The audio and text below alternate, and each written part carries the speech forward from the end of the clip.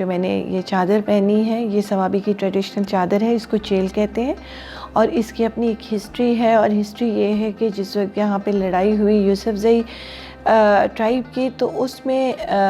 यूसुफजई के जितने भी जवान और जितने मर्द थे जो शहीद या वहाँ पे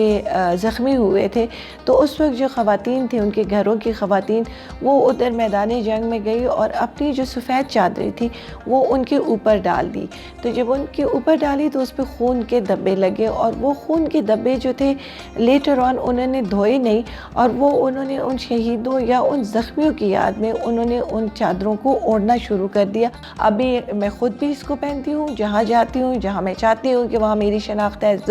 सवाबी वाल हो, तो मैं चेल पहन के जाती हूँ और मैं चाहती हूँ कि हमारी आने वाली नस्ल इसको पहने कि ये पहचान जो हमारी है सवाबी की ये ख़त्म ना हो। तो मेरे ख़्याल से हमारी जो शनाख्त अब तक है हम इसको ज़िंदा भी रख सकेंगे और आने वाली नस्लों तक हमारी ये हिस्ट्री भी पहुँच सकेगी।